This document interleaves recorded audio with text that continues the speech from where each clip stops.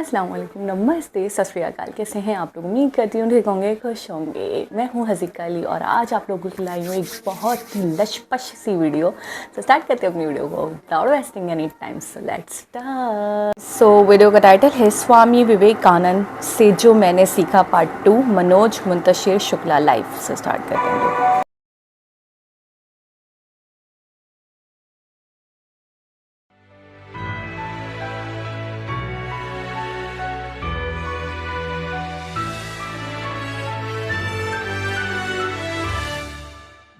स्वामी विवेकानंद, ये नाम सुनते ही हमारी आंखों में एक नौजवान सन्यासी के कुछ चित्र उभर आते हैं।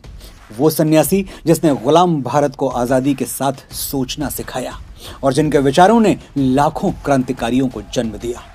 कुछ शब्द अचानक हमारे कानों को छूने लगते हैं। Sisters and brothers of America, उठो, जागो और तब तक नहीं रुको जब तक लक्ष्य न प्राप्त हो जाए। You can not believe in God until you believe in yourself and the list is endless. Swami Vivekananda Indian philosophy का निचोड़ है, कंप्लीट एक्सट्रैक्ट। और इसीलिए आज एआई के युग में भी वो पूरी दुनिया के लिए एक गाइडिंग लाइट बने हुए हैं। स्वामी जी हम सबके आइडल हैं। हम अक्सर रील्स, पोस्ट और इंस्टा स्टोरीज में स्वामी जी के कोट्स यूज़ करते रहते हैं, शेयर करते रहते हैं।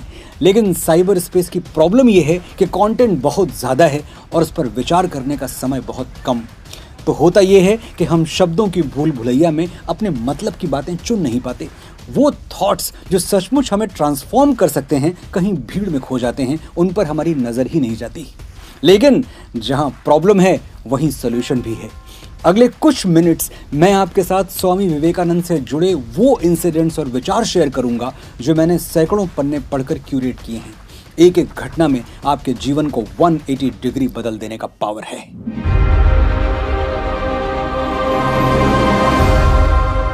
एक बार एक नौजवान स्वामी विवेकानंद जी के पास आया और उनसे रिक्वेस्ट की, स्वामी जी मुझे भगवत गीता पढ़ा दें। स्वामी जी ने उसे बड़े ध्यान से देखा और कहा, अगले 6 महीने तक हर दिन सुबह शाम फुटबॉल खेलो, फिर मेरे पास आना, मैं गीता पढ़ा दूंगा। स्वामी जी की बातें सुन के वो आदमी हैरान रह गया।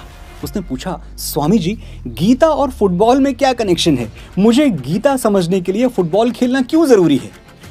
स्वामी जी मुस्कुराए और बोले, कनेक्शन है, बड़ा गहरा कनेक्शन है। गीता वीरों का शास्त्र है, वो डिस्कोर्स है जो एक एनलाइटेंड गुरु ने अपने वॉरियर शिष्य को दिए। अर्जुन वीर ना होता, तन और मन से मजबूत ना होता, तो भगवान उसे गीता का उपदेश कभी नहीं देते। गीता का एक एक शब्द बुलेट की तरह असरदार है, लेकिन जंग खाई हुई बंदूक से बुलेट चलेगी कैसे? कमजोर शरीर और टूटे हुए मन से गीता प्रैक्टिस कैसे करोगे? और नहीं कर पाओगे तो बोलोगे, अरे कुछ नहीं रखा है गीता में, मैंने ट्राई किया, कुछ हुआ नहीं। तुमसे कुछ नहीं हुआ इसका मतलब ये नहीं कि शास्त्र में कमी है, तुम शास्त्र के लिए तैयार नहीं थे। तो पहले एक हेल्दी बॉडी और हेल्दी माइंड अचीव करो, फिर गीता पढ़ो। कितनी बड़ी बात है। हम जिंदगी से कामयाबियों की अंधाधुंध बरसात मांगते हैं, लेकिन उस बारिश को संभालने के लिए हमारे पास ना कोई डैम है, ना कोई रिजर्वॉयर है। एक बाल्टी लेके बैठे हुए हैं। और प्रकृति बड़ी स्मार्ट है, उसे सब दिखता है। नेचर को पता है कि बरसना वही है जहां बारिश संभालने की तैयारी है। अपने एम्बिशंस बड़े करने से पहले अपनी क्वालिफिकेशंस बड़ी कीजिए, अपना प्याला बड़ा कीजिए। ये कॉस्मोस सफलता का समंदर उठा के आपकी हथेलियों पे रख देगा।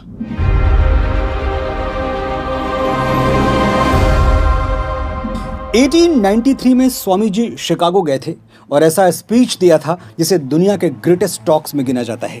मैं उस स्पीच पर एक वीडियो बना चुका हूं, लिंक डिस्क्रिप्शन में है, देखिएगा जरूर। तो हुआ ये कि उस डिस्कोर्स के बाद स्वामी विवेकानंद को पूरा अमेरिका पहचानने लगा, खास तौर से उनकी वेशभूषा के कारण। एक दिन स्वामी जी किसी पार्क में टहल रहे थे, तभी एक अमेरिकन ने उन पर टॉन्ट किया, ये क्या गंवारों जैसे लाल पीले कपड़े पहन रखे हैं, हमारी तरह कोट पैंट पहना करिए, जेंटलमैन लगेंगे। स्वामी जी मुस्कुराए और बड़ी नरमी से बोले, भाई साहब आपके यहाँ टेलर जेंटलमैन बनाता है, हमारे यहाँ कैरेक्टर जेंटलमैन बनाता है। हम कपड़ों से नहीं किरदार से पहचाने जाते हैं, कैरेक्टर से पहचाने जाते हैं।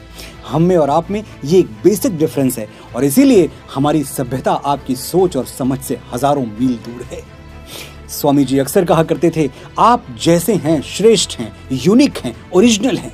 आपको यूनिवर्स ने किसी के जैसा नहीं, सिर्फ आपके जैसा बनाया है।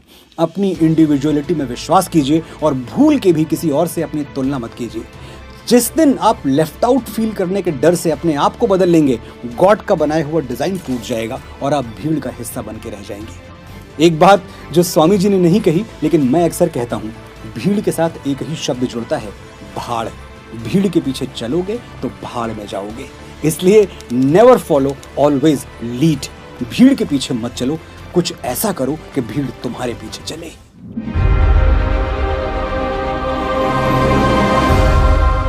स्वामी विवेकानंद हिमालय की यात्रा पर थे।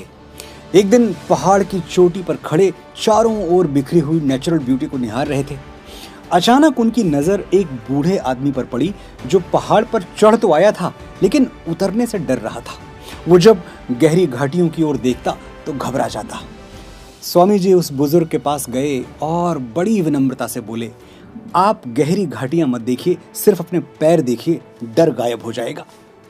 बात बड़ी साधारण सी थी, बड़ी मामूली सी थी, लेकिन सुनने वाला समझदार था तो उसने बात का मर्म पकड़ लिया। वो चल पड़ा और फिर एक एक कदम उतरते हुए बड़े आराम से नीचे पहुंच गया। ये अक्सर हमारे साथ होता है। करियर की अंधी दौड़ में हम कई बार अपना फोकस इतनी दूर इम्प्लांट कर देते हैं कि हमारा खुद से ही भरोसा डगमगाने लगता है, हमें खुद पर ही डाउट होने लगता है।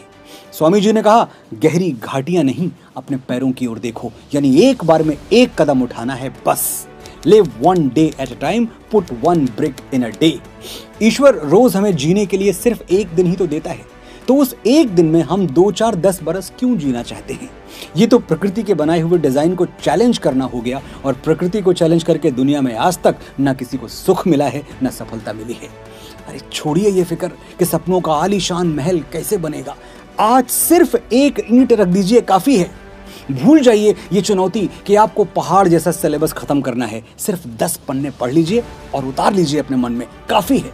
क्यों सोचना कि 20 किलो वजन कैसे कम होगा? आज एक दिन अच्छी डाइट करिए, अच्छा वर्कआउट करिए, बस हो गया। Live one day at a time, put one brick in a day. और फिर एक दिन आप देखेंगे कि पूरा सिलेबस खत्म हो गया, सपनों का आलीशान महल खड़ा हो गया, और वो वेट स्केल जो आपको डराती थी, आज वही आपको देखकर प्यार से मुस्कुरा रही है। सब कुछ इतना मुश्किल है नहीं जितना हमने अपने दिमाग में बना लिया है। आप गहरी घाटियां देख रहे हैं, जबकि आपको सिर्फ अपने पैर देखने चाहिए। अगले 10-20 साल का शेड्यूल बनाने के बजाय सिर्फ एक दिन का 24 घंटे का शेड्यूल बनाइए और अपनी सारी एनर्जी उसी पर झोंक दीजिए। Success guaranteed.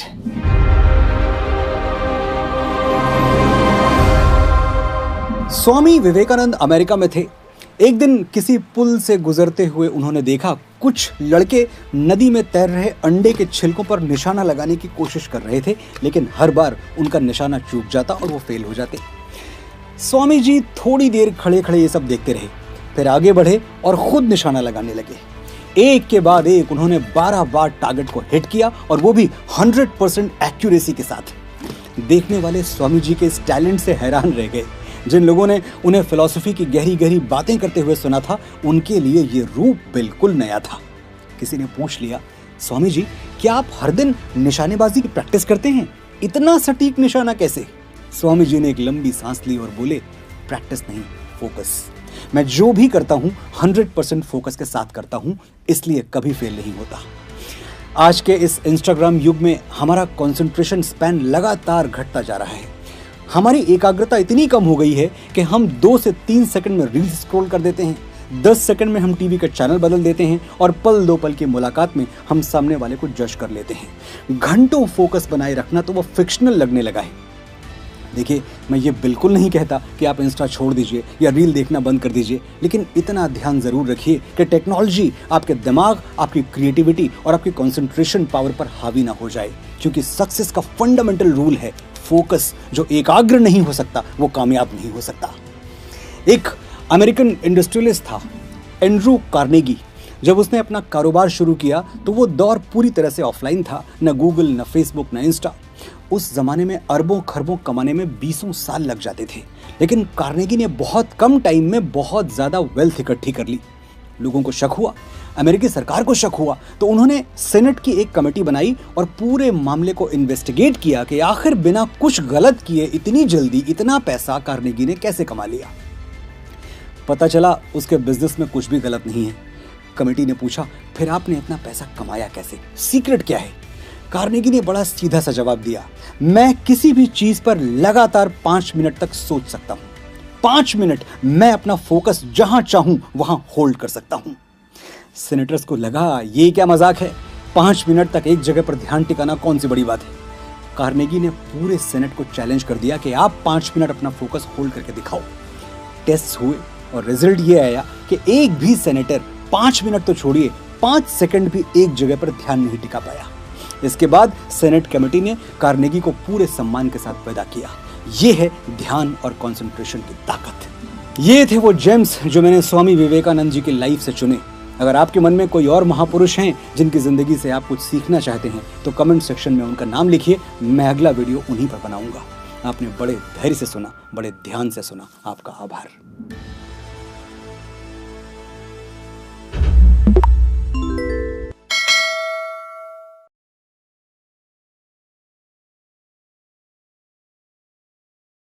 तो ये बहुत मतलब ज्ञान, मुझे ऐसा लगता है कि आप लोगों के पास तो एक से बढ़कर एक लोग हैं जो इतना ज्ञान दे कर गए, जो इतनी बातें समझा कर गए, जो बता कर गए कि आपको कैसे बिहेव करना है, कैसे रिएक्ट करना है। कोई आपका मजाक भी उड़ाए तो आपको ठंडा रहना, आपको ठंडे दिमाग से काम लेते हुए उसको ऐसा जवाब देना है कि उसको लाजवाब कर देना है।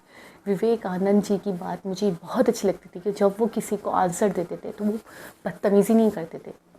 ठीक है, शिकागो की जो मैंने वीडियो देखी थी उसमें पूरा हॉल भरा हुआ था, ठीक है, और उन्होंने सबको लाजवाब कर दिया अपनी बात से।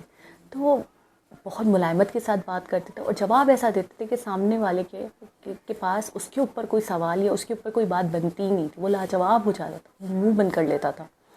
तो ये बहुत बड़ी चीज़ थी, अपने आप में बहुत कमाल की, ये अपने आप में कमाल की बात है कि जब तक आपका माइंड हेल्दी नहीं होगा, जब तक आपकी बॉडी हेल्दी नहीं होगी, तब तक आप किसी भी चीज़ को समझने से कासिर हो। ठीक है, अक्सर हम देखते हैं कि हम बुक्स पढ़ रहे होते हैं, हम बोर हो जाते हैं। ठीक है, हम कोई भी चीज़ को पढ़ना चाहते हैं, लाइक गीता हो गई, चलो जैसे कि गीता है, जैसे कि हमारी कोई भी हॉली बुक है, अगर हम उसको रीड आउट करना चाहते हैं तो हमें वो समझ नहीं आती, हम उसको सही से प्रॉपर्ली अंडरस्टैंड नहीं करते, उसके बाद उसको ही ब्लेम करते हैं कि इसमें कुछ नहीं रखा है, इसमें क्या है, मुझे तो नहीं समझ में आई, मुझे तो नहीं मतलब इतनी गहराई के साथ समझ में आई, मुझे तो नहीं लगता कि इसके अंदर कुछ है सीखने लायक, समझने लायक। बहुत सारे लोगों को मैंने ऐसा देखा है कि भाई मेरा तो दिल भी नहीं लगता, मेरा दिल नहीं लगता कि मैं रिसाइट करूँ, पढ़ूँ। तो सबसे बड़ी चीज़ ये होती है कि वाकई अगर आपका दिमाग फ्रेश है, अगर आपकी बॉडी फ्रेश है तो ही आप कुछ कर पाओगे, आप समझ पाओगे। अदरवाइज़ अगर आप उसको नहीं समझ पा रहे तो आपको उसको ब्लेम नहीं करना है, आपने खुद को ही ब्लेम करना है कि कहीं ना कहीं कमी आप में है। ठीक है, तो बहुत बड़ी चीज़ है, जैसे उन्होंने कहा कि गीता का फुटबॉल का क्या ताल्लुक़ है, तो बहुत बड़ी चीज़ है कि फ़िटनेस, आपका हेल्दी होना, आपका फ्रेश होना बहुत ज़रूरी है किसी भी चीज़ को समझने के लिए। तो एक बहुत ही मैं कहूँगी इन्फॉर्मेटिव वीडियो थी, और मैं और भी वीडियोस पे रिएक्ट करूँगी। मनोज मुंतशिर जी अब मुझे मिल गए इतने दिनों से, काफ़ी लॉन्ग टाइम के बाद मैंने इनकी वीडियो पे रिएक्ट करा है। तो आप लोग भी मुझे सजेस्ट कीजिएगा, और हमारे चैनल वाओ फैक्ट 2.0 को सब्सक्राइब करना, वीडियो को लाइक करना, दूसरों के साथ शेयर करना और बेल आइकन को प्रेस करना बिल्कुल ना भूलें, ताकि आने वाली हर वीडियो का नोटिफिकेशन टाइम टू टाइम मिलता रहे। सब अपना बहुत सारा ख्याल रखें। अल्लाह हाफ़िज़।